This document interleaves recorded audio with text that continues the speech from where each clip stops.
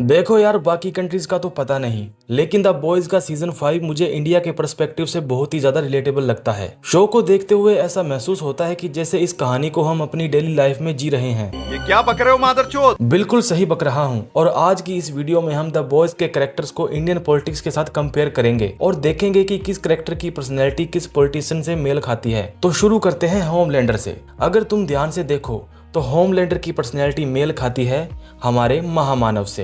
लवणेन भोजन। होमलैंडर एक पावरफुल आदमी है, हमारे महामानव भी एक पावरफुल आदमी है। इसे पॉपुलैरिटी पसंद है, इसे भी है। जो इसके खिलाफ सोशल मीडिया पे पोस्ट करता है उसे ये उठवा लेता है, ये भी अकाउंट डिलीट करवा देते हैं। ये खुद को भगवान मानता है, ये भी खुद को भगवान से कम नहीं मानते। परमात्मा ने मुझे भेजा है। ये सारी सरकारी एजेंसीज को अपने विरोधियों के खिलाफ यूज करता है। करते तो ये भी हैं। ये अपने सपोर्टर्स को मरवा देता है ताकि इसका इल्जाम ओपोजिशन पे डाला जा सके, ताकि लोगों को इससे सहानुभूति हो और वो इसके सपोर्ट में आए। इन्होंने ऐसा कुछ नहीं किया है, मुझे तो नहीं लगता। बाकी भारत की आबादी का एक बहुत बड़ा तबका ऐसा सोचता है कि ये ऐसा करते हैं और इसके पक्ष में वे आर्ग्यू भी करते हैं। जैसे वे किसी जीप की बात करते हैं। कौन सी जीप है वो? Number 2, fire cracker. Fire cracker की पर्सनैलिटी मैच करती है इस देश की मीडिया से। फायर क्रैकर सारा दिन होमलैंडर और वोट के गुण गाती रहती है और ये सब भी यही करते रहते हैं। प्रधानमंत्री नरेंद्र मोदी, प्राइम मिनिस्टर नरेंद्र मोदी, प्रधानमंत्री मोदी का जन्म।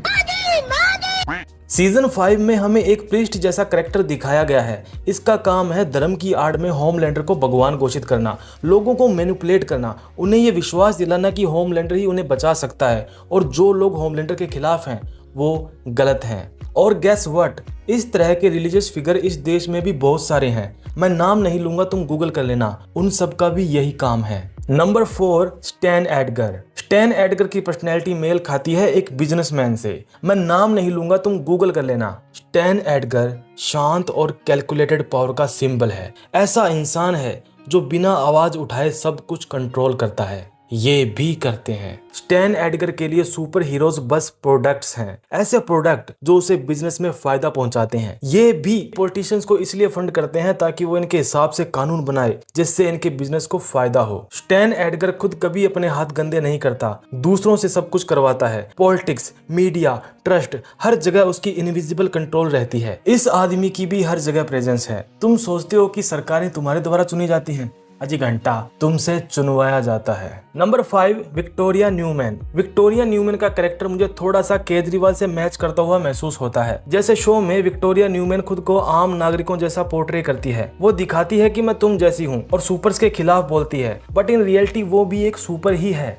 और ध्यान से देखो तो केजरीवाल की कहानी भी कुछ ऐसी ही है। एक ऐसा इंसान जिसने खुद को आम आदमी दिखाया, पर वो भी उन्हीं में से एक निकला, पर थोड़ा कम बुरा। Number 6, the deep. डीप की पर्सनैलिटी मैच करती है भगवंत मान से। अगर तुम ध्यान से देखो, डीप शो का सबसे एंटरटेनिंग कैरेक्टर है जो अनजाने में अपनी हरकतों से लोगों को हंसा देता है। भगवंत मान भी पहले कॉमेडियन रह चुके हैं और लोग आज भी उन्हें एक पॉलिटिशियन से ज्यादा एक एंटरटेनर के रूप में देखते हैं। अगर किसी किसान के खिलाफ कोई लफ्ज मेरे मुंह से निकल गया हो, वो आदमी जब मर्जी मेरे से माफी मांग सकता है। मैं यहीं पे हूँ अभी काफी दिन।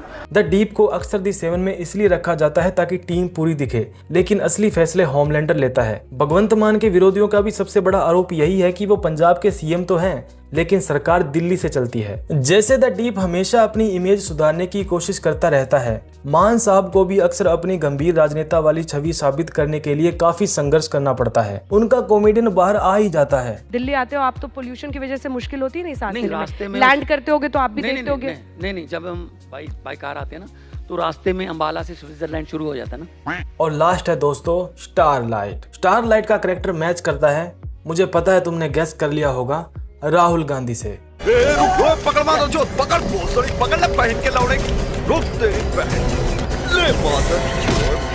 इससे पहले कि तुम मुझे चमचा कहो, मैं ये क्लियर कर देता हूँ, मैं यहाँ राहुल गांधी को हीरो नहीं कह रहा हूँ। मैं यहाँ सिर्फ नैरेटिव स्ट्रक्चर की बात कर रहा हूँ और ये सिर्फ इसलिए है क्योंकि जैसे शो में स्टारलाइट होमलैंडर की सीधी विरोधी है, उसी तरह राहुल गांधी मोदी के सीधे विरोधी हैं। बात तो सही है।